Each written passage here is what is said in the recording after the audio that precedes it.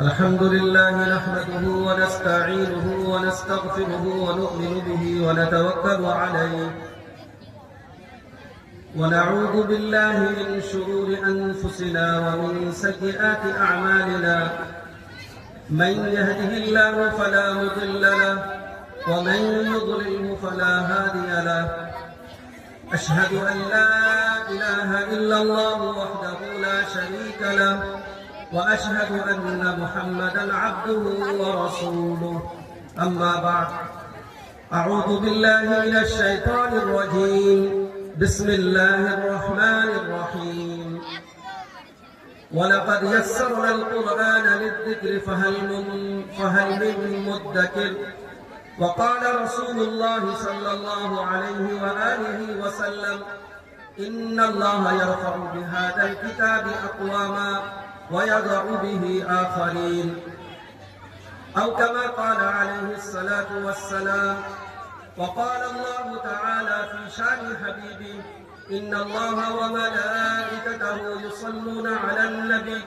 يا أيها الذين آمنوا صلوا عليه وسلموا تسليما ایک مرتبہ درود ابراہیم پڑھ لیجئے اللهم صل على محمد وعلى آل محمد كما صليت على إبراهيم وعلى آل إبراهيم إنك حميد مجيد اللهم بارك على محمد وعلى آل محمد كما باركت على إبراهيم وعلى آل إبراهيم إنك حميد مجيد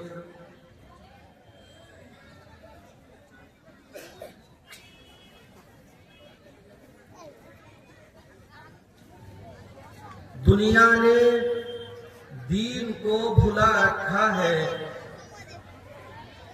دنیا نے دین کو بھلا رکھا ہے غفلت کی نیند میں سلا رکھا ہے اس دور میں خوش نصیب وہ ہے اکبر اس دور میں خوش نصیب وہ ہے اکبر جس نے قرآن مجید کھلا رکھا ہے صدر جلسہ معزز علماء اکرام محترم مکرم سامعین پردہ نشین خواتین یہ مدرسہ فاطمۃ الزہرا للبنات کا ایک روزہ جلسہ ہے جس کا انعقاد کیا گیا ہے اور اس جلسے کے اندر باجازت صدر مجھے کچھ بولنے کا موقع ملا ہے ناظم جلسہ صدر جلسہ اور کمیٹی جلسہ کا بے حد ممنون و مشکور ہو کہ انہوں نے مجھے قرآن و حدیث کی چند باتیں آپ لوگوں کو سنانے کا موقع عنایت فرمایا ہے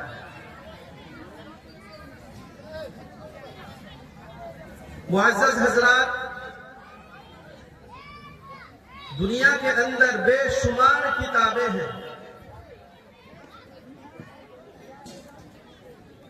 اگر پوری دنیا پر نظر دوڑائیں گے تو ایک نہیں دو نہیں 100 نہیں ہزاروں نہیں بلکہ لاکھوں اور کروڑوں کی تعداد میں کتابیں موجود ہیں اور ہر نئے آنے والے دنوں میں کوئی نہ کوئی کتاب لکھنے والا لکھتا ہی رہتا ہے کتاب منظر عام پر آتی ہی رہتی ہے جب کوئی کتاب نئی کتاب چاہے وہ اسکول کے لائن کی کتاب ہو یا دینی لائن کی کتابیں ہو دنیاوی لائن کی کتابیں ہو کسی بھی زبان میں وہ کتاب ہو جب وہ کتاب مارکیٹ کے اندر آتی ہے تو ایک دھوم سی مچ جاتی ہے لوگ سوچتے ہیں کہ لکھنے والے قلم کار مؤلف مصنف نے بہت اچھی کتاب لکھی ہے لیکن کسی بھی لکھنے والے نے یا کسی بھی قلم کار نے یا کسی بھی مصنف نے کسی بھی رائٹر نے بک لکھنے والے نے کبھی یہ دعویٰ نہیں کیا آج تک کہ میری کتاب جیسی کوئی میری کتاب جیسی کوئی دوسرا لکھ نہیں سکتا ہے. کوئی دوسرا شخص میری کتاب کی طرح کتاب لکھ نہیں سکتا. کسی نے کبھی یہ دعویٰ نہیں کیا. کیوں؟ جانتا ہے کہ دنیا جو ہے قابل انسانوں سے بھری پڑی ہے. اگر میں نے یہ چیلنج کر دیا کہ میری کتاب جیسی، میری بک جیسی کوئی انسان دوسری اس طرح لکھ نہیں سکتا ہے، تو میرے بعد کوئی نہ کوئی ضرور آئے گا جو ایسی کتاب لکھ ڈالے گا جو میرے چیلنج کی ہوا نکال دے گا، مجھ کو غلط ثابت کر دے گا. لیکن پوری دنیا کے اندر، مشرق و مغرب میں، پورب و پچھم میں، شمال و جنوب میں، اگر کوئی ایک ایسی کتاب ہے تو وہ قرآن کریم ہے. قرآن وہ کتاب ہے کہ آج سے 1400 سال پہلے بھی قرآن نے دعویٰ کیا، پہلی صدی میں بھی قرآن نے دعویٰ کیا، دوسری صدی میں بھی قرآن نے دعویٰ کیا، تیسری صدی میں بھی قرآن نے دعویٰ کیا، کل بھی قرآن دعویٰ کیا، اور آج بھی دعویٰ کیا قرآن نے. اور یہ قرآن کا دعویٰ ہے کہ میری جیسی کتاب پوری دنیا کے اندر نہیں ہے.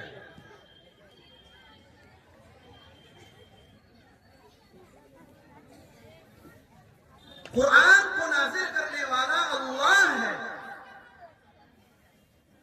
قرآن جس نبی پر نازل ہوا ہے اس نبی کا نام محمد الرسول اللہ صلی اللہ علیہ وسلم ہے.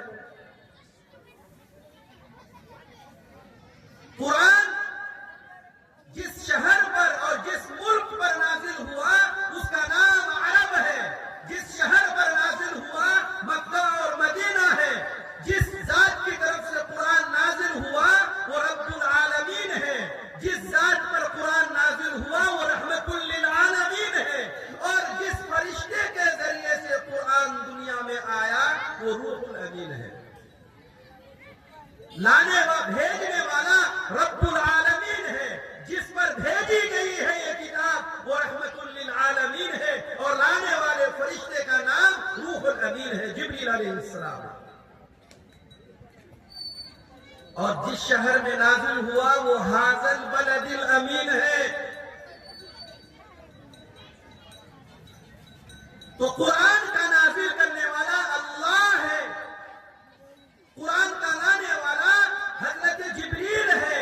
جس پر قرآن آیا ہے اس کا نام محمد الرسول اللہ صلی اللہ علیہ وسلم ہے.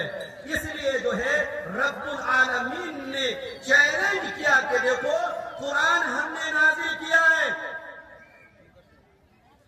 اگر کسی کو اس میں شک ہو کہ قرآن اللہ کا کلام نہیں ہے، اللہ کی اتاری ہوئی کتاب نہیں ہے، تو پھر ایک کام کرو، اگر یہ اللہ نے نازل نہیں کیا، اگر قرآن کو اللہ نے نازل نہیں کیا یا اللہ کا کلام نہیں ہے، تو تم لوگ بھی انسان ہو. قرآن کہاں پر نازل ہوا؟ عرب میں. کس زبان میں نازل ہوا؟ عربی زبان میں. تو جو عربی زبان کے جاننے والے ہیں، ماننے والے ہیں، عربی زبان پر قدرت رکھتے ہیں، قابل کلام ہے، ان کے لیے عربی بنانا تو مشکل نہیں ہے. اس لیے جو ہے قرآن نے چیلنج کیا کہ دیکھو تم لوگ عربی جانتے ہو، قرآن عربی زبان میں نازل ہوا ہے، ایک کام کرو، قرآن جیسا ایک دوسرا قرآن لے کر آؤ. اگر تم لوگوں نے قرآن جیسا ایک دوسرا قرآن لے کر آ گئے بنا کر کے، تو ہم یہ مان لیں گے کہ یہ قرآن اللہ کا اتارا ہوا نہیں ہے. پھر جو ہندو اور مسلم میں، کافر اور مشرک میں، مشرک اور ایمان والے میں جو جھگڑا ہے وہ جھگڑا ختم ہو جائے گا. میرے دوستو، یہ قرآن نے چیلنج کیا انسانوں کو، صرف انسانوں کو نہیں اور صرف عربی بولنے والے کو نہیں، بلکہ قرآن نے، اللہ تبارک و تعالیٰ نے قرآن کے ذریعے سے انسانوں پر یہ چیلنج کیا انسانوں کو کہ عربی ہی نہیں، عجمی یعنی عرب کے علاوہ دنیا کے اندر جتنے انسان ہیں تمام انسان جمع ہو جائے، تمام جنات جمع ہو جائے، جنات اور انسان کے علاوہ دنیا کے اندر اللہ کے علاوہ جس کو بلانا چاہو، جس کو پکارنا چاہو، جس کو مدد کے لیے لانا چاہو، لے آؤ، اور یہ قرآن جیسا ایک دوسرا قرآن لے کر کے آؤ، تو ہم یہ مان لیں گے کہ قرآن انسان کا کلام ہے۔ سوچئے اگر کوئی شاعر یہاں پر اردو میں شعر پڑھے اور آپ کے سامنے یہ دعویٰ کرے کہ میرے جیسا کوئی شعر بنا ہی نہیں سکتا ہے، تو جو دوسرا شاعر ہے وہ پھر دوسرا شعر لے کر حاضر ہوگا کہ نہیں، کہ دیکھو تم نے یہ شعر بنایا ہے، میں نے یہ شعر بنایا، لو تم نے چیلنج کیا تھا، میں نے پیش کر دیا۔ تو جب اللہ نے چیلنج کیا ہوگا عرب والوں کو، ابو لہب کو، ابو جہل کو، اتبا اور شیبہ کو، مکے کے بڑے بڑے سرداروں کو، یہودیوں کو، عیسائیوں کو، تو وہ کتنا گرا گزرا ہوگا ان کے کانوں پر۔ کیا انہوں نے کوشش نہیں کی؟ قرآن نے چیلنج کیا کہ قُلْ إِنِ اجْتَمَعَتِ الْإِنسُ عَلَى الْجِنِّ قُلْ إِنِ اجْتَمَعَتِ الْإِنسُ وَالْجِنُّ عَلَىٰ أَن يَأْتُوا بِمِثْلِ هَٰذَا الْقُرْآنِ لَا يَأْتُونَ بِمِثْلِهِ۔ یہ نبی آپ کہہ دیجئے کہ تمام کے تمام انسان جمع ہو جائیں، اور جمع ہونے کے بعد تمام انسان، تمام جنات جمع ہو جائیں، اور عَلَىٰ أَن يَأْتُوا بِمِثْلِ هَٰذَا الْقُرْآنِ، اس قرآن جیسا ایک دوسرا قرآن بنا کر لائے، لَا يَأْتُونَ بِمِثْلِهِ وَلَوْ كَانَ بَعْضُهُمْ لِبَعْضٍ ظَهِيرًا، نہیں لا پائیں گے، لا یأتون بمثلی، نہیں لا پائیں گے، اگرچہ ایک دوسرے کے مددگار ہو جائے۔ کوئی کام اگر ایک آدمی نہیں کر سکتا، 10 آدمی مل کر کے کرتے تو آسان ہو جاتا ہے۔ اگر کوئی کام 10 آدمی مل کے نہیں کر سکتا تو 100 آدمی مل کے کرتے تو آسان ہو جاتا ہے۔ جو کام 100 آدمی مل کر نہ کر سکے تو وہ 500 آدمی مل کر کے کرتے تو آسان ہو جاتا ہے۔ تو اسی لیے اللہ تبارک و تعالیٰ نے فرمایا کہ قُلْ إِنِ اجْتَمَعَتِ الْإِنسُ وَالْجِنُّ عَلَىٰ أَن يَأْتُوا بِمِثْلِ هَٰذَا الْقُرْآنِ لَا يَأْتُونَ بِمِثْلِهِ۔ یہ نبی آپ کہہ دیجئے کہ تمام انسان، تمام جنات جمع ہو جائیں، اور جمع ہونے کے بعد اس قرآن جیسا ایک دوسرا قرآن لے کر کے آئیں۔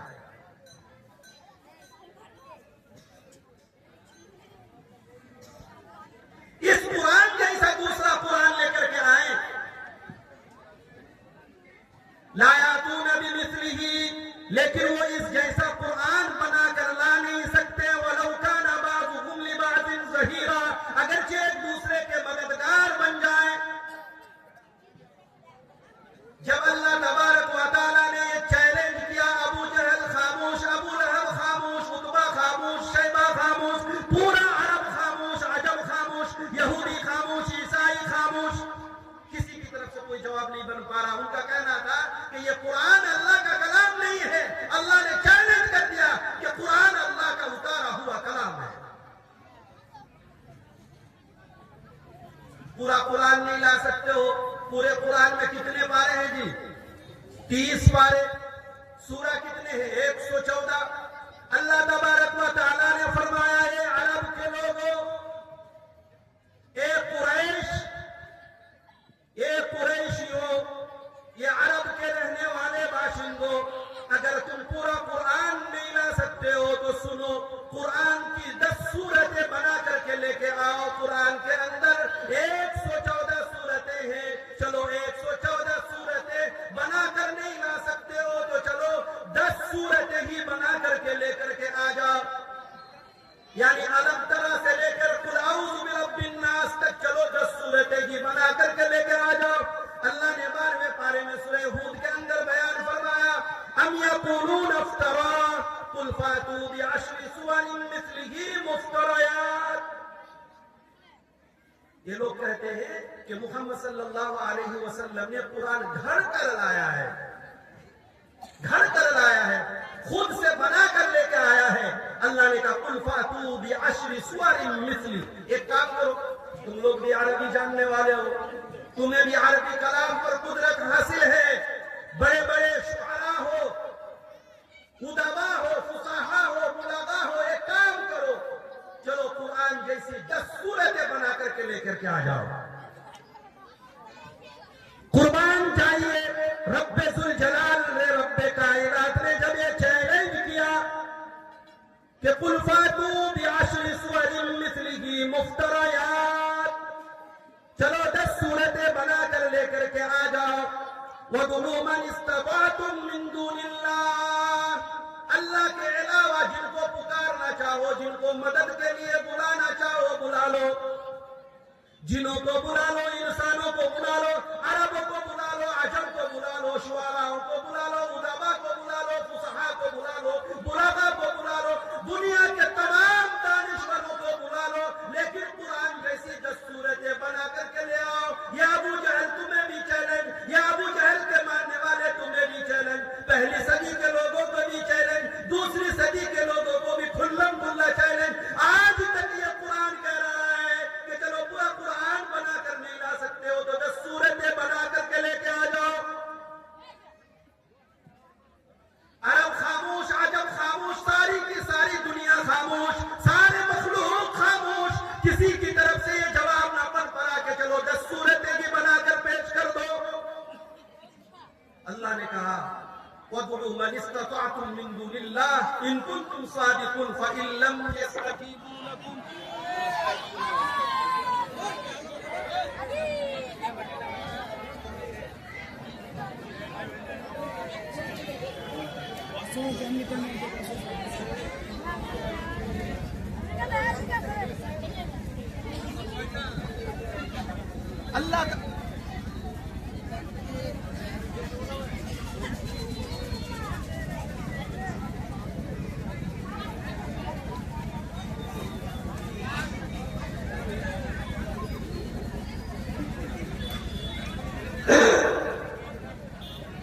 اللہ تبارک و تعالیٰ نے پہلے پورا قرآن لانے کے لیے کہا. جب پوری دنیا کو پورا قرآن لانے سے قاصر رہ گئی, نہ لا سکی, تو اللہ تعالیٰ نے کہا کہ چلو 10 سورتیں لے کر کے آ جاؤ. جب پوری کی پوری دنیا خاموش ہو گئی کہ 10 سورتیں بھی نہیں لا سکی, جب اللہ تبارک و تعالیٰ نے چیلنج کیا کہ چلو پورا قرآن نہیں لا سکتے ہو, لَآيَاتُونَ بِمِثْلِهِ, اگر تم 10 سورتیں بھی نہیں لا سکتے ہو تو اللہ نے کہا جب تم 10 سورتیں نہیں لا سکتے ہو فَإِن لَّمْ يَسْتَجِيبُوا لَكُمْ فَاعْلَمُوا أَنَّمَا أُنزِلَ بِعِلْمِ اللَّهِ, پھر جان لو کہ یہ قرآن اللہ کے علم سے اترا ہے, یہ اللہ کا کلام ہے, مان لو.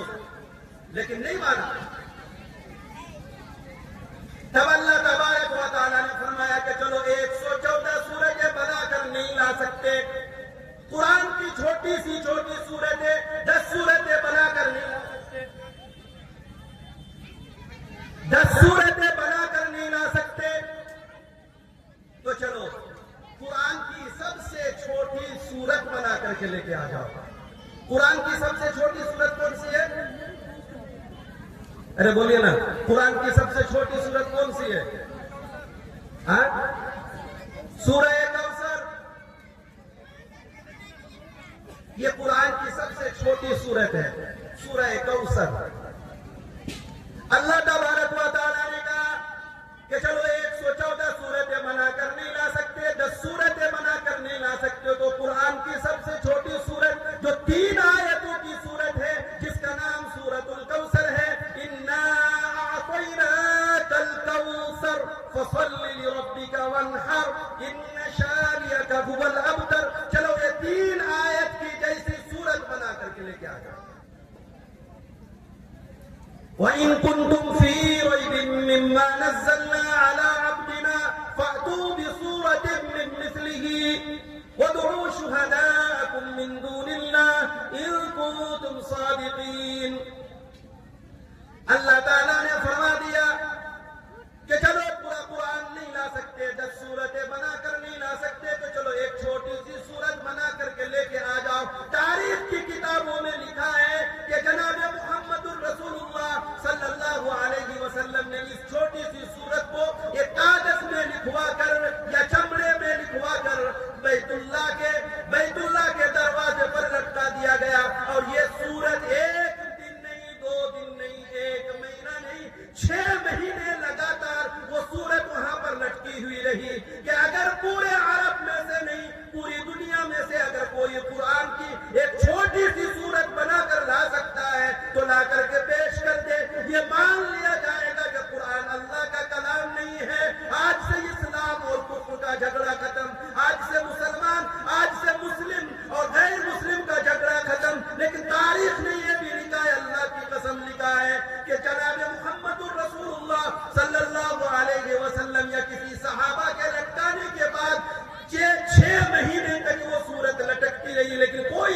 نہیں دے پایا. یہ قرآن کے سچ ہونے کی دلیل ہے.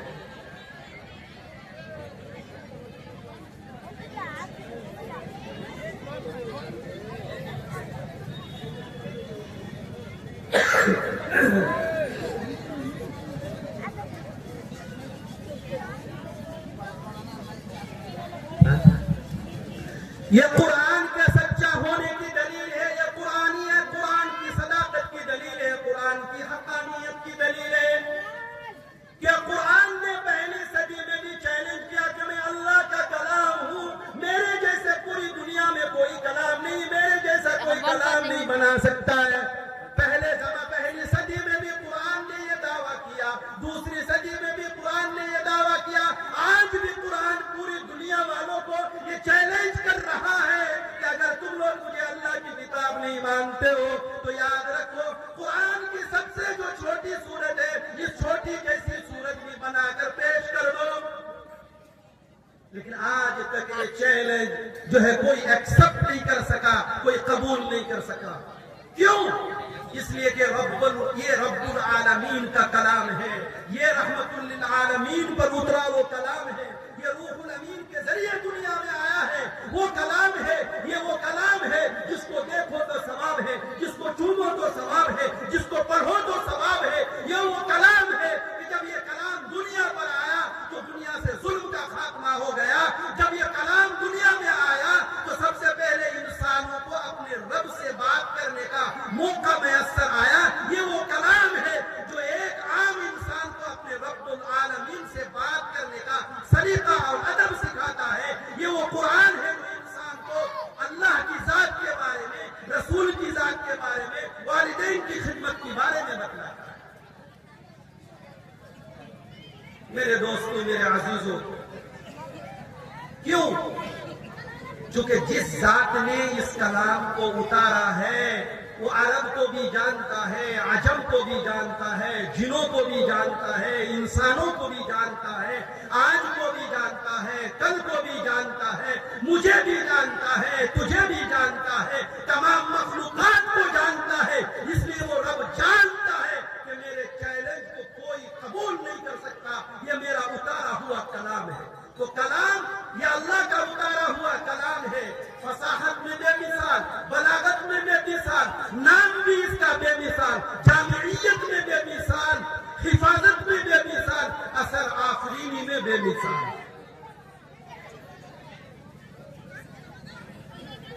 اثر میں کیسے بے مثال؟ جن لوگوں نے قرآن کو سنا, ایک صحابی ہے حضرت عمر رضی اللہ تعالی عنہ. ابو جہل نے کہا کہ مکے کے اندر کوئی انسان ہے جو محمد کا سر کاٹ کر مجھے لا کر کے دے دے تو میں انعام میں اس کو 100 اونٹ دوں گا. کتنے اونٹ دوں گا؟ 100 اونٹ.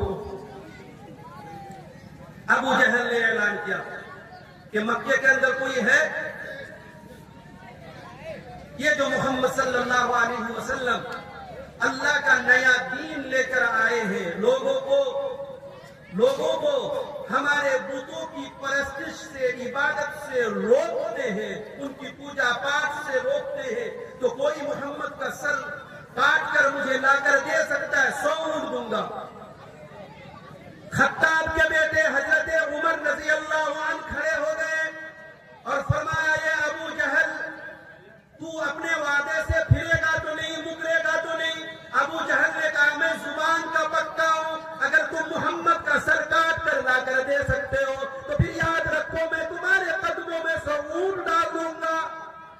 حضرت عمر رضی اللہ عنہ ننگی تلوار لے کر چلے کہ محمد کہاں پر موجود ہے. ایک صحابی سے ملاقات ہوئی, فرمایا یہ عمر, یہ خطاب کے بیٹے, تم کہاں جا رہے ہو؟ حضرت عمر نے فرمایا محمد کا سر کاٹنے کے لیے جا رہا ہوں. آج مکے کے اندر جھگڑے ہو رہے ہیں, بیوی شوہر سے الگ ہے, شوہر بیوی سے الگ ہے, ماں باپ کا کوئی خیال نہیں کرتا. نیا دین جب کوئی محمد کی بات سن لیتا ہے وہ محمد کا ہو کر رہ جاتا ہے.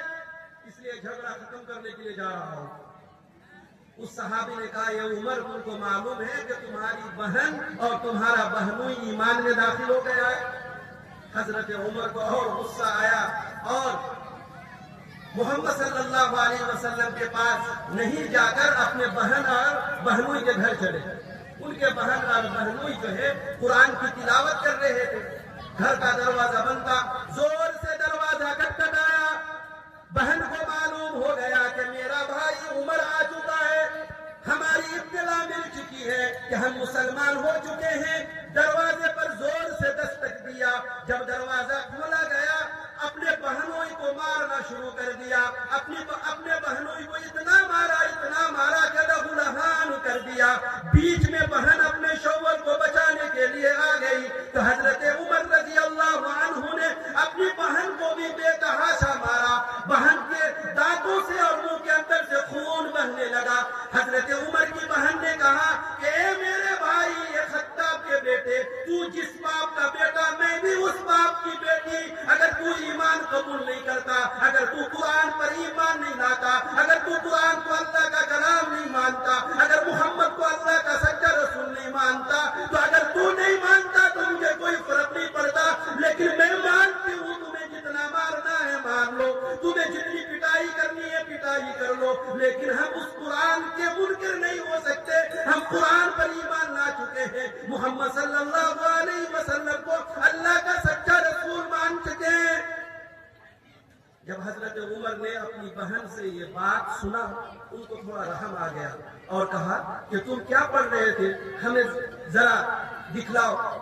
ان کی بہن نے کہا کہ نہیں, تم ابھی ناپاک ہو, تمہیں پہلے غسل کرنا ہے. حضرت عمر نے غسل کیا.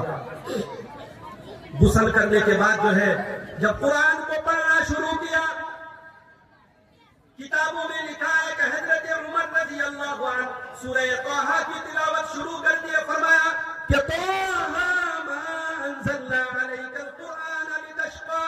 جب اس آیت پر پہنچے کہ انی انا اللہ لا الہ الا انا فاعبدنی, کہ میں ہی اللہ ہوں, میرے علاوہ کوئی معبود نہیں ہے. یہ قرآن سورہ طٰہٰ کی آیت ہے. جب حضرت عمر اس آیت پر پہنچے ان کا سینہ ایمان کے نور سے منور ہو گیا اور فرمایا کہ میں اسی وقت محمد صلی اللہ علیہ وسلم سے ملنا چاہتا ہوں. بولیے سبحان اللہ. یہ قرآن ہے. آج ہم لوگوں نے کیا سوچا کہ کسی پر جن کا اثر ہو جائے تو قرآن پڑھوا کر کے امام صاحب سے پھونک مروا دو. اگر بچے رونے لگے تو قرآن کی آیت پڑھ کر کے پھونک مار دو. اگر کسی کے اوپر جن کا اثر ہو گیا تعویذ بنا کر کے لٹکا دو. اگر کسی کے یہاں میت ہو گئی ہے, کسی کا انتقال ہو گیا ہے تو اس کو بخشوانا ہے تو قرآن پڑھنے والوں کو بلاؤ اور قرآن کو پڑھوا لو. نیا گھر بنایا تو چلو قرآن کی تلاوت کرا دو. ماں کو بخشوانا ہے, والدین کو بخشنا ہوا تو قرآن کو پڑھوا دو, قرآن کی تلاوت کرا دو. لیکن کبھی ہم نے یہ نہیں سوچا کہ ہمارے گھر میں رکھا ہوا قرآن ہے, یہ میرے رب کا پیغام ہے, یہ میرے رب کا کلام ہے. یہ قرآن ہم کو کیا کہتا ہے, قرآن ہم سے کیا چاہتا ہے, قرآن ہم کو کیا حکم دیتا. آج تک ہم نے کبھی قرآن کو کھول کر نہ دیکھا, قرآن کو سمجھنے کی کوشش نہ کی, قرآن کو پڑھنے کی کوشش نہ کی. ہے کہ نہیں ایسا؟ سمجھنے کی کوشش کی, قرآن کو تجوید کے ساتھ پڑھنے کی کوشش کی. ایک صحابی ہیں جن کا نام ہے طفیل, حضرت طفیل ابن عمرو دوسی, یمن کے رہنے والے تھے. بڑے پڑھے لکھے آدمی تھے, شاعر آدمی تھے. یہ مکہ گھومنے کے لیے آئے. ابو جہل نے کہا کہ یہ طفیل ہمارے درمیان ایک شخص ہے جن کا نام محمد ہے, وہ اپنے آپ کو اللہ کا نبی اور رسول کہتا ہے. اس پر ایک کلام اترا ہے جس کو وہ قرآن کہتا ہے. جو آدمی اس کا قرآن سن لیتا ہے قرآن کا دیوانہ ہو جاتا ہے, وہ محمد کا دیوانہ ہو جاتا ہے, وہ اللہ کا عاشق بن جاتا ہے اور اللہ کا محب, اللہ سے محبت کرنے والا بن جاتا ہے. ہم نہیں چاہتے ہیں کہ تم اپنے باپ دادا آبا و اجداد کا دین اور دھرم چھوڑ دو, تم نئے دین کو ماننے والے بن جاؤ. ہم یہ نہیں چاہتے ہیں. اس لیے تم مکے میں آئے ہو, یہاں گھومو پھرو, لیکن محمد کی بات نہیں سننا، ان کا قرآن نہیں سننا۔ حضرت طفیل کہتے ہیں کہ ابو جہل نے ہم کو اتنا ڈرایا کہ کپڑوں کو پھاڑ کر کے کان میں روئی ڈال دیا، کپڑوں کو پھاڑ کر کے کان میں ٹھوس لیا کہ تاکہ محمد کی بات یا محمد پر جو اترا ہے قرآن، وہ قرآن میرے کان میں نہ پڑے۔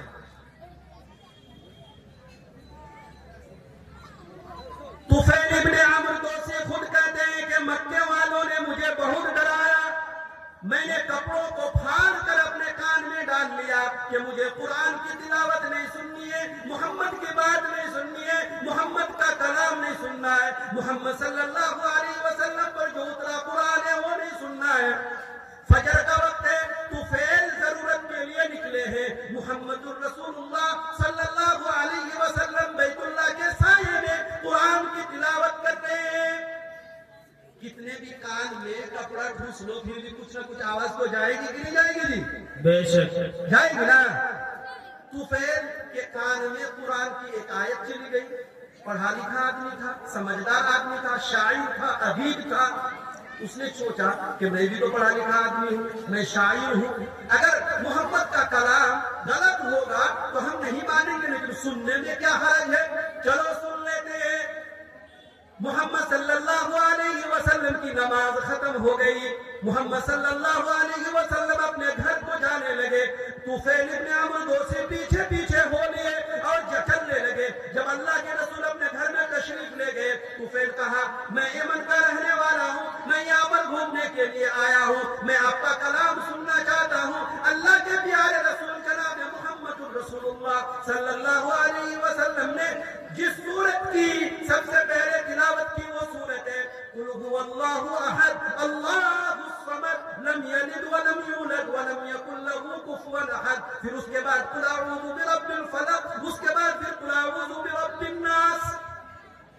ماشاءاللہ، ان تینوں نعرہ تکبیر، ایک بار اور نیند تھے کہ بہتر ہو جائے، نعرہ تکبیر۔ جناب مولانا عبد المالک صاحب، جناب مولانا عبد المالک صاحب، عظمت قرآن، شان قرآن، ماشاءاللہ۔ یہ تینوں صورتیں، ان تینوں صورتوں کی تلاوت سننے کے بعد حضرت طفیل ابن عمرو دوسی رضی اللہ تعالی عنہ فرماتے ہیں کہ بس میرا دل قرآن کی تلاوت سے منور ہو گیا اور اسی وقت کلمہ پڑھ کر مسلمان ہو گیا۔ زور سے بول دیجئے سبحان اللہ، سبحان اللہ۔ یہ قرآن کی تلاوت ہے۔ 40 سال سے ہم سورہ اخلاص پڑھتے آ رہے ہیں کہ قل هو اللہ احد اللہ الصمد لم یلد ولم یولد ولم یکن له کفوا احد۔ 40 سال سے ہم پڑھتے آ رہے ہیں قل اعوذ برب الفلق من شر ما خلق، 40 سال سے پڑھتے آ رہے ہیں قل اعوذ برب الناس ملک الناس الہ الناس، ہم پڑھتے آ رہے ہیں، لیکن کبھی ہم نے غور نہیں کیا کہ قل هو اللہ احد کے کیا معنی ہے، اس کی کیا فضیلت ہے، اللہ ہم سے کیا چاہتا ہے۔ ہم نے کبھی غور کرنے کی کوشش نہیں کی، یا کسی مولانا یا کسی عالم یا کسی امام سے یہ درخواست نہیں کی کہ ہمیں بتلا دو، ہمیں پڑھ کر سنا دو، کبھی کوشش نہیں کی۔ اسی لیے کسی شاعر نے کہا ہے کہ مومن کا یہ کردار ہے، مومن کی یہ پہچان، کیا بات ہے، مومن کا یہ کردار ہے، مومن کی یہ پہچان، واہ، اخلاص میں ہو روح و اخلاق میں ہو جان، کیا بات ہے، بے شک، ایمان کی بجلی ہو تڑپتے ہوئے دل میں، ایمان کی بجلی ہو تڑپتے ہوئے دل میں، ایک ہاتھ میں تلوار ہو تو ایک ہاتھ میں قرآن۔ بے شک بے شک، بہت کو۔ ایک صحابی ہے جن کا نام ہے جبیر ابن مطعم، یہ اللہ کے رسول صلی اللہ علیہ وسلم کے ایمان نہیں لائے۔ غزوہ بدر جو اسلام کی سب سے پہلی لڑائی ہے، اس لڑائی میں مکے کے بڑے بڑے سردار قید کر دیے گئے، 70 سے زیادہ रुआसाए कुरैश और रुआसाए मक्का जो है कत्ल कर दिए गए और 70 से ज्यादा कैद कर दिए गए। ये जो है ये लेने के लिए गए हैं, उनको छुड़ाने के लिए गए हैं। जब ये छुड़ाने के लिए गए तो मुहम्मद सल्लल्लाहु अलैहि वसल्लम जो है सूरह तूर की तिलावत कर रहे थे। जब इन्होंने सूरह तूर की तिलावत सुनी तो जब पूरी सूरत मुकम्मल हो गई, ये फरमाते हैं कि मेरे दिल में ईमान अपनी जगह बना चुका था। मैं मोहम्मद की खिदमत में गया, कैदियों को छुड़ाने के लिए गया था, लेकिन खुद मोहम्मद के हाथ में जाकर कैद हो गया। जोर से बोलिए सुभान अल्लाह। ये है कुरान। सुभान अल्लाह। तो कुरान जामियत में बेमिसाल, असर आफरीनी में बेमिसाल, असर आफरीनी में बेमिसाल। जब यहाँ अंग्रेज की हुकूमत आई, हमारे बड़े बड़े आलिमों को जेल के अंदर डाला। हमारे एक बहुत बड़े आलिम दीन थे जिनका नाम शाह अताउल्लाह बुखारी रहमतुल्लाह अलैह था। जब इनको लाहौर के जेल में डाल दिया गया और कहा गया कि तुम जो है चक्की में 8 गेहूं पीसो। हजरत शाह अताउल्लाह बुखारी रहमतुल्लाह अलैह लाहौर के जेल में जब चक्की को चलाना शुरू कर दिया, सोचा बैठे बैठे क्या करना है, चलो चक्की भी घूमती रहेगी, गेहूं आटा बनकर निकलता रहेगा, आटा बनकर निकलता रहेगा और मेरी जुबान में कुरान की तिलावत होती रहेगी। हजरत शाह अताउल्लाह बुखारी रहमतुल्लाह अलैह ने कुरान की तिलावत शुरू कर दी। जेलर अपने कोठरी के अंदर सोया हुआ था। इसको समझ में नहीं आया कि ये कैसी आवाज है। इससे पहले उन्हें कभी कुरान नहीं सुना था। उसने अपना लिबास पहना और जेल के अंदर चक्कर लगाने लगा। देखा कि एक मौलाना है जो कुरान की तिलावत कर रहा है, चक्की को घुमा भी रहा है। उनका नाम शाह अताउल्लाह बुखारी है और वो कुरान की तिलावत कर रहा है और उसके आंखों से आंसू निकल कर उसके दाढ़ी से जमीन पर टपक टपक कर गिर रहे हैं। उस जेलर ने कहा, ए मौलाना तुम कौन सा कलाम पढ़ते हो? तुम्हारा कलाम सुनकर मेरा कलेजा थर्राने लगा है। अब तुम कुरान की तिलावत बंद कर दो वरना मेरा कलेजा टुकड़ा टुकड़ा हो जाएगा। ए मेरे ईमान वालों, ए मेरे ईमान वालों भाइयों, दीनी भाइयों, कुरान के मानने वालों, कुरान से मोहब्बत करने वालों, आलिमों को दीवाने, तालिब इल्म से मोहब्बत करने वालों, कुरान की आयतों पर ईमान रखने वाले, सुनो। एक जेलर जो अंग्रेज है पूरी जिंदगी में कभी कुरान ना सुना, पहली मर्तबा जब कुरान सुना उसकी आंखों से आंसू जारी हो गए, उसका दिल थर्राने लगा, वो कांपने लगा। लेकिन हम 50 साल से कुरान की तिलावत सुन रहे हैं, लेकिन कभी भी हमारे आंखों से एक भी आंसू का कतरा न टपका। क्यों? वो अंग्रेज एक मर्तबा कुरान की तिलावत सुनकर थर्राने लगा, कांपने लगा। हम तो रोजाना सूरह फातिहा की तिलावत सुनते हैं। हमारे हाफिज को हर साल अपने मस्जिद में कुरान मुकम्मल पढ़कर हमें तरावी में सुनाते, फिर हमारे आंखों से आंसू क्यों नहीं जारी हुए? ये सोचने की बात है कि नहीं? तो मेरे बुजुर्गों, मेरे नौजवानों, मेरे अजीजों, कुरान ये अल्लाह का उतारा हुआ कलाम है। अगर कोई नहीं मानता, कोई अगर नहीं मानता कि कुरान अल्लाह का कलाम नहीं है, तो चलो पूरा कुरान मत बना कर लाओ, कुरान की 10 सूरतें बना कर मत लाओ। इन्ना आतैना सूरह कौसर जैसी छोटी 3 सूरत, 3 आयत जैसी एक छोटी सूरत बनाकर तुम भी ले आओ। क्या आप सोचते हैं कि अभी दुनिया में अरबी जानने वाले नहीं है? ऐसे ऐसे यहूदी आलिम लोग हैं, रिब्बी लोग हैं, ईसाई पादरी लोग हैं कि कोई जिस तरह जो है इमाम हरम अरबी बोलता है उससे फसाहत और बलागत के साथ वो अरबी बोल भी सकता है, किताब लिख भी सकता है, लेकिन फिर भी नहीं ला सकता। मेरे दोस्तों, मेरे अजीजों, तो कुरान जामियत में भी बेमिसाल, कुरान असर में भी, फसाहत और बलागत में भी बेमिसाल, जामियत में बेमिसाल। उलमा है समझते हैं कि जामियत में मतलब कुरान एक लफ्ज कहता है और उस एक लफ्ज एक छोटी सी आयत के मतलब मानी تشریح اور توضیح بہت زیادہ ہے.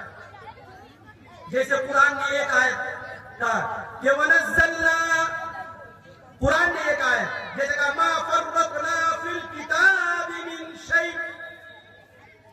اللہ نے ایک چھوٹی آیت کا ٹکڑا ہے کہ ہم نے کوئی ایسی چیز نہیں ہے جو قرآن نے بیان نہیں کیا ہے. مَا فَرَّطْنَا فِي الْكِتَابِ مِنْ شَيْءٍ. ہم تو سمجھتے ہیں کہ قرآن جو ہے صرف جن کو بھگانے کے لیے آیا. ہم تو سمجھتے ہیں کہ قرآن صرف مردوں کو بخشوانے کے لیے آیا. ہم تو سمجھتے ہیں کہ قرآن جو ہے تعویذ بنا کر گلے میں لٹکانے کے لیے آیا. ہم تو سمجھتے ہیں کہ قرآن نیا گھر بناؤ تو قرآن اس کی تلاوت افتتاح کے لیے آیا. لیکن قرآن کا نام مَا فَرَّطْنَا فِي الْكِتَابِ مِنْ شَيْءٍ. اللہ تعالیٰ نے ہر چیز کو قرآن میں بیان کر دیا. ایک چھوٹی سی آیت کا ٹکڑا ہے وَلَا رَطْبٍ وَلَا يَابِسٍ إِلَّا فِي كِتَابٍ مُبِينٍ.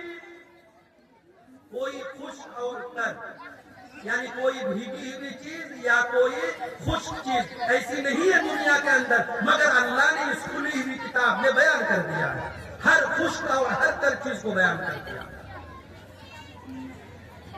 آیت چھوٹی سی ہے لیکن اس آیت میں اللہ نے جمادات کو بیان کر دیا، نباتات کو بیان کر دیا، حیوانات کو بیان کر دیا، مادیات کو بیان کر دیا، روحانیات کو بیان کر دیا، شجر و حجر کو بیان کر دیا، شمس و قمر کو بیان کر دیا، سوریا اور تحت سوریا کو بیان کر دیا، فوق السرا وما فوق السرا کو بیان کر دیا. ہر چیز کو بیان کر دیا. عالم غیب کو بیان کر دیا، عالم شہود کو بیان کر دیا. یعنی ایک چھوٹی سی. اسی لیے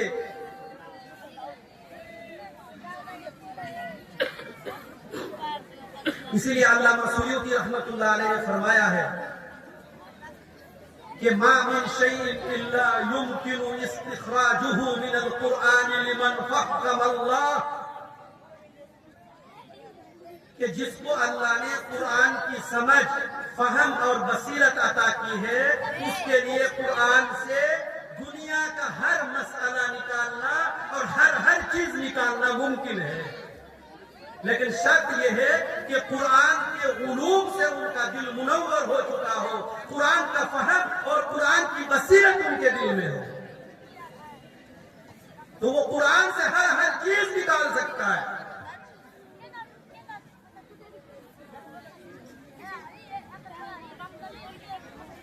لیکن شرط یہ ہے کہ وہ جانتا. ایک بہت بڑے عالم دین گزرے ہیں جو مسلم شریف کے شارح بھی ہیں، شرح بھی لکھی ہے انہوں نے. علامہ ابن عربی رحمۃ اللہ علیہ نے کتاب لکھی ہے قانون التاویل. انہوں نے لکھا ہے کہ قرآن کے جو جملے ہیں، ٹوٹل جملے قرآن کے جو ہیں وہ 77,450 ہیں. قرآن کے جتنے جملے ہیں ان کی تعداد جو ہے وہ 77,450 ہے. پھر حضرت عبداللہ ابن مسعود کی حدیث انہوں نے نقل کی ہے کہ حضرت عبداللہ ابن مسعود فرماتے ہیں کہ اللہ کے رسول صلی اللہ علیہ وسلم نے فرمایا کہ قرآن کا جو ہر جملہ ہے اس کا ایک حد آغاز ہے اور حد اختتام ہے، یعنی شروع ہے اور آخر ہے. اور ہر آیت کا یا ہر جملے کا ظاہر ہے اور باطن ہے. تو 77,850 کو اگر جو ہے ہم 4 میں گنا کریں گے، اس کو ضرب دیں گے تو پھر 3,09,800 بنیں گے. یعنی اللہ تعالیٰ نے 3,09,800 علوم کو بیان کیا قرآن کے اندر. لیکن بشرط کہ وہ سمجھنے والا ہو، قرآن کا علم ہو، ورنہ وہ سوچے گا کہ قرآن تو صرف تعویذ بنانے کے لیے آیا، قرآن تو مردے کو بخشوانے کے لیے آیا، بس یہی سمجھے گا. اس لیے میرے دوستوں، میرے بزرگوں اور میرے نوجوانوں، قرآن جو ہے جامعیت میں بھی بے مثال، قرآن اثر آفرینی میں بھی مثال، قرآن فصاحت و بلاغت میں بے مثال. فصاحت و بلاغت کا کیا مطلب ہوتا ہے وہ تو نہیں سمجھائیں، بس ایسے سمجھ لیجئے کہ جیسے الحمدللہ رب العالمین، یہاں بھی نون پہ ختم، الرحمن الرحیم ایک ہی طرز ہے، مالک یوم الدین. اور اگر کوئی صورت ایسی ہے کہ لا اقسم بهذا البلد وانت حل بهذا والسماء ذات البروج واليوم الموعود والشمس وضحاها والقمر اذا تلاها والنهار اذا جلاها. ایک طرز یعنی فصاحت، بلاغت، بداعت، یعنی قرآن اپنے اعتبار سے اعلیٰ، سننے والے کے مزاج کے موافق اور ایک دم مسجع سجا ہوا کلام، جس کو سجا کر کے پیش کیا گیا ہے، ایسا کلام. اور یہ قرآن حفاظت میں بھی بے مثال. 10 سال کا بچہ حافظ قرآن، 12 سال کا بچہ حافظ قرآن. ایک حافظ نہیں، دنیا کے اندر لاکھوں اور کروڑوں کی تعداد میں قرآن کریم کو حفظ کرنے والے اور اپنے سینے کے اندر قرآن کو محفوظ کرنے والے ہیں. اور دنیا کے اندر قرآن کے علاوہ ایسی کوئی کتاب نہیں ہے جس کے اتنے حافظ آپ کو مل جائیں گے. یہ قرآن کا اعجاز ہے. اس لیے قرآن ہر اعتبار سے بے مثال، فصاحت و بلاغت میں بے مثال، اثر آفرینی میں بے مثال، قرآن اپنا نام ہونے میں بھی بے مثال. قرآن کو جو حفظ کرتے ہیں، قرآن کو جو محفوظ کرتے ہیں، وہ بھی تمام انسانوں میں بے مثال. جو قرآن کے معانی کو بیان کرتے ہیں، اپنے قرآن کی آیتوں کی تشریح کرتے ہیں، توضیح کرتے ہیں، وہ بھی تمام انسانوں میں بے مثال. قرآن جس رب کی طرف سے اترا وہ رب بھی بے مثال، جس فرشتے کے ذریعے اترا وہ فرشتہ بھی بے مثال، جس نبی پر قرآن اترا وہ تمام نبیوں میں بے مثال، جس شہر میں قرآن نازل ہوا وہ شہر تمام شہروں میں بے مثال. جو لوگ قرآن پر عمل کرتے ہیں وہ بھی ہو جاتے ہیں بے مثال، اور قرآن کو جو سینے سے لگاتے ہیں وہ بھی بے مثال، وہ بھی بے مثال. اسی لیے میرے دوستو، اگر اپنے آپ کو چمکانا چاہتے ہو، اللہ کو راضی کرنا چاہتے ہو، قرآن کو سینے سے لگاؤ، قرآن کو پڑھو. قرآن کو پڑھنے کی کوئی عمر نہیں ہوتی. ابھی ترکی کے اندر ایک 75 سال کی عورت نے قرآن کریم حفظ مکمل کیا. کتنا؟ ہمارے یہاں 75 سال کا بڈھا تو خالی چائے کی دکان میں بیٹھ کر کے بیڑی پھونکتا رہتا ہے. نہیں، نماز بھی نہیں پڑھنے کے لیے جاتا ہے. ترکی کے اندر ایک 75 سال کی عورت نے قرآن کریم حفظ مکمل کیا. اور اگر ہمارے یہاں 75 سال کی عورت ہو تو خالی غیبت کرتے پھرتی ہے.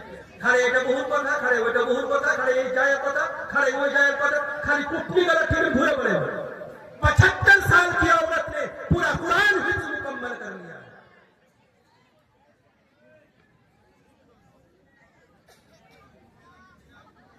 یہ قرآن کا اعجاز ہے. بہت دن پہلے تالاب والی مسجد میں کلکتہ شہر سے جماعت آئی تھی. ایک 65 سال کا بڈھا تھا. وہ کہنے لگا کہ مولانا، جب میں جماعت میں پہلی مرتبہ گیا تو مجھے معلوم ہوا کہ اگر کوئی حافظ قرآن بنتا ہے تو اس کی بڑی فضیلت ہے. اس کے ماں باپ کو قیامت کے دن جو ہے نور کا تاج پہنایا جائے گا. وہ تاج اتنا روشن ہوگا کہ سورج سے بھی زیادہ اس کی روشنی زیادہ ہوگی. تو پھر سوچو کہ جو حافظ قرآن ہوگا ان کے ساتھ اللہ کیا معاملہ فرمائیں گے، ان کا کیا خیال ہے. تو میرے دل میں خیال آیا جماعت میں جا کر کے کہ مجھے بھی حافظ قرآن بننا ہے. 55 سال کی عمر میں قرآن حفظ کرنا شروع کیا. دکان میں بیٹھا رہتا تھا، گراہک آیا، اس کو سامان دے دیا، اور سامان دے دینے کے بعد قرآن حفظ کرنا شروع کر دیا. پھر کوئی آیا، سامان بیچ دیا، پھر کر رہا. تالاب والی مسجد میں وہ مسجد کے اندر بیٹھ کر کے خود بتایا کہ 5 سال میں نے قرآن کریم حفظ مکمل کر لیا. بولیے سبحان اللہ. سونے کیا کوٹ خوشی ہوئی نا، ایمان جاگے نا. کیا کوٹ منہ کھلے دوبارہ نہ دو نہ پسند ہے ویسا جو کہ آپ کو منہ کی ہلاؤ بنا. ارے بھائی بات سن کر کے کیا مطلب روم کے کھڑے نہیں ہوتے. 60 سال کا آدمی قرآن کریم مکمل کر لیا. میرے دل میں ایک خیال ہے کہ ایک مرتبہ قرآن جو ہے نا محراب میں سنا دوں. محراب کا مطلب تراویح میں سنا دوں. لیکن عمر ہو گئی 60 سال. ہمت کرتے ہیں لیکن ڈر لگتا ہے، پیر کانپتے ہیں. اس لیے میرے نوجوان کیا سمجھتے ہیں کہ ہم لوگ تو پب جی کھیلنے کے لیے پیدا ہوئے، ہم لوگ تو فری فائٹر کھیلنے کے لیے پیدا ہو، ایسے بولنے کے لیے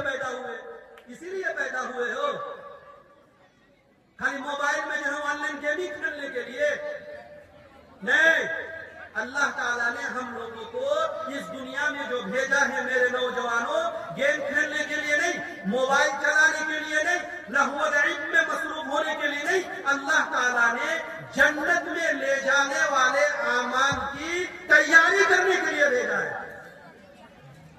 ہم لوگوں کا گھر، ہر انسان کا گھر جنت ہے، اور جنت میں لے جانے والے اعمال قرآن نے بتا دیا ہے۔ وہ اعمال کرنے کے لیے بھیجا ہے اللہ تعالیٰ نے ہم لوگوں کو۔ ہم اس لیے دنیا میں آئے ہیں، اگر نہیں یہ دنیا میں آنا فرسٹ بھی ہے اور لاسٹ بھی ہے، اور اس کے بعد کوئی نو چانس ہے۔ جیسے کرکٹ کھیلتا ہے، ٹھیک ہے، تو اگر نو بال میں آؤٹ ہو گیا تو نہیں مانا جاتا کہ نو بال تھا، یعنی اس کو بولتے کہ جیون دان مل گیا۔ لیکن میرے عزیزوں، میرے نوجوانوں، موبائل کے اندر اپنی زندگی کو برباد کرنے والوں، سنو، یہ زندگی فرسٹ بھی ہے، لاسٹ بھی ہے، اس کے بعد کوئی چانس نہیں ہے، دوبارہ زندگی کا موقع نہ ملے گا۔ انسان روئے گا اللہ کے سامنے جا کر کہ ربنا ابصرنا وسمعنا فرجعنا نعمل صالحا انا موقنون۔ یا اللہ، عالموں کی زبان سے، تبلیغ والوں کی زبان سے، مفسروں کی زبان سے، مقرروں کی زبان سے جہنم کے بارے میں سنا تھا، قبر کے عذاب کے بارے میں سنا تھا، قیامت کے دن کے بارے میں سنا تھا، ربنا ابصرنا، لیکن آج ہم نے دیکھ لیا اللہ، فرجعنا۔ ہم دنیا میں زندگی گیم کھیل کر آئے، موبائل دیکھ کر آئے، ماں باپ کی نافرمانی کر کے آئے، شراب پی کر آئے، جوا اور لوٹری کھیل کر آئے، فرجعنا نعمل صالحا۔ یا اللہ ہمیں لوٹا دیجیے، ہم دوبارہ چانس چاہتے ہیں، کوئی نو بال لگ جائے ہمیں دوبارہ چانس دے دیجیے۔ اللہ کہے گا اولم نعمرکم ما یتذکر فیہ من تذکر وجاءکم النذیر۔ کیوں تمہیں کوئی سمجھانے والا نہیں آیا، کوئی تمہیں ڈرانے والا نہیں آیا، تبلیغ والا سمجھانے کے لیے نہیں آیا تم کو، کوئی عالم دین سمجھانے کے لیے نہیں آیا، تو کیا کہے گا؟ وہ تو جھوٹ نہیں بول سکتا نا، اگر جھوٹ بولے گا تو منہ میں مہر لگا دے گا۔ دنیا میں تو چور بھی اپنے آپ کو بولتا ہے کہ ہم چور نہیں ہیں، گھوس لینے والا مرد بھی بولتا کہ ہم گھوس نہیں لیتے، رشوت لینے والا بھی نہیں بولتا کہ ہم نہیں لیتے، لیکن وہاں تو جھوٹ نہیں بولے گا۔ اگر جھوٹ بولے گا تو الیوم نختم علی افواہہم، منہ پر مہر لگا دے گا، کتنا جھوٹ بولنا ہے بولو، تو سی دے گا منہ کو، سیل بند کر دے گا اس کو۔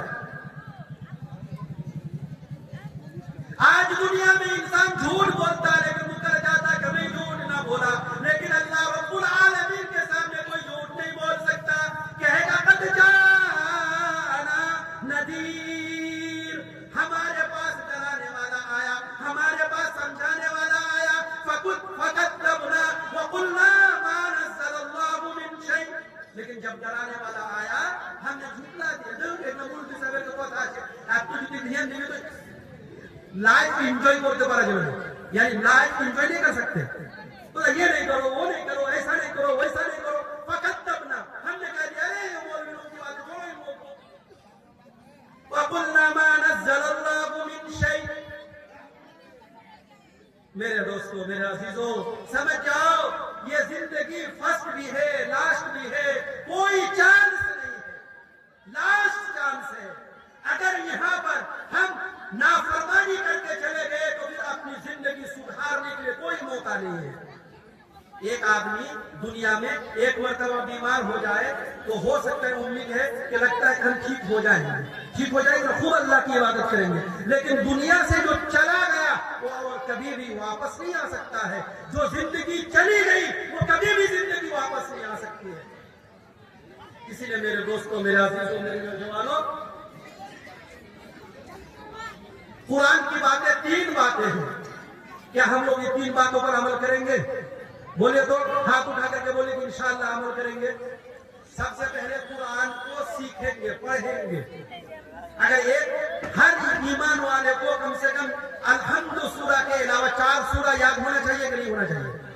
ارے 4 رکعت نماز پڑھیں گے آپ ظہر کی، تو 4 رکعت میں پہلی رکعت میں الحمد کے بعد ایک سورہ، دوسری رکعت میں الحمد کے بعد ایک سورہ، تیسری رکعت میں الحمد کے بعد سورہ، چوتھی رکعت میں الحمد کے بعد سورہ۔ ظہر کی 4 رکعت میں پڑھیں گے کہ نہیں؟ تو 4 سورتیں یاد ہونی چاہیے۔ ارے اگر 4 سورت ہے ایسے تو کم سے کم 10 سورہ یاد ہونا چاہیے. اگر تراویح کی نماز چھوٹ گئی تو 10 رکعت میں 10 سورہ اور پھر دوبارہ پڑھیں گے تو 10 سورہ. تو چلو 4 سورت ہے یعنی 5 سورتیں تو یاد ہونی چاہیے. تو سب سے پہلا ہمارا کام یہ ہے کہ قرآن کو سیکھنا ہے. اگر دیکھ کر کے نہیں سیکھ سکتے کم سے کم زبانی سیکھ لیجیے. بہت سارے اندھے لوگ حافظ ہوتے ہیں کہ نہیں, کانا حافظ ہوتے ہیں کہ نہیں ہوتے, وہ تو دیکھ کے پڑھ نہیں سکتا لیکن پھر بھی حافظ قرآن ہے. تو سب سے پہلا کام تو ہمارا یہ ہے کہ ہم جو ہے قرآن کو پڑھنے کے لیے سیکھیں, اور جب قرآن کو سیکھ جائیں تو قرآن کو سمجھنے کی کوشش کریں کہ الحمدللہ رب العالمین, تمام تعریفیں اس اللہ کے لیے ہے جو تمام دنیا کا رب ہے, پالنے والا ہے. اس کا معنی کو سیکھنا کہ معنی کیا ہے, اور پڑھنے کے لیے سیکھیں اور اس کا ترجمہ بھی سیکھیں. جان گئے کہ قرآن ہم سے کیا کہتا ہے, تو جو جان گئے ہیں ان پر عمل کرنا ہے. کیا کرنا ہے؟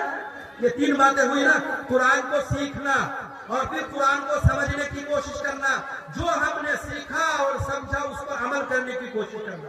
جیسے ایک آدمی ہے, اس کو بریانی کھانے کا من کر رہا ہے, دکان میں گیا, ہوٹل میں کہ بریانی لے سو, بریانی لا کر کے دو, بریانی لا کر کے دے دیا, اس کے سامنے بریانی رکھی ہوئی ہے. اب وہ ہاتھ لقمہ بنا کر کے اپنے منہ میں نہیں ڈالے گا تو دیکھ دیکھ کر کے پیٹ بھر جائے گا.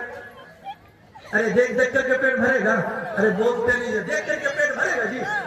اگر کسی کے سامنے بریانی رکھی ہوئی ہے تو اس کا پیٹ بھرے گا دیکھ کر کے. جب تک اس کو لقمہ بنائے گا, لقمہ بنا کر کے منہ میں ڈالے گا, پھر 32 دانتوں میں اس بریانی کے لقمے کو گھمائے گا, چبائے گا, پھر اس کو گلے سے نیچے اتارے گا, پیٹ میں جائے گا, تب تک اس کا پیٹ بھرے گا. ایسے ہی قرآن کو پڑھا, قرآن کو سمجھا, اور اس کے بعد تیسرا نمبر کیا, قرآن کی باتوں پر عمل کرنا. جب عمل کریں گے تب قرآن ہم کو فائدہ دے گا. تو انشاءاللہ عمل کریں گے. بس میرا وقت پورا ہو گیا, آخری شعر میں کریں, یا الہی تو ہمیں عامل قرآن کر دے, یا الہی تو ہمیں عامل قرآن کر دے, پھر نئے سرے سے مسلمان کو مسلمان کر دے. وہ پیغمبر جسے سرتاج رسول کہتے ہیں, وہ پیغمبر جسے سرتاج رسول کہتے ہیں, اس کی امت کو ذرا تابع قرآن کر دے. آمین ثم آمین. وآخر دعوانا ان الحمدللہ رب العالمین. السلام علیکم ورحمۃ اللہ وبرکاتہ.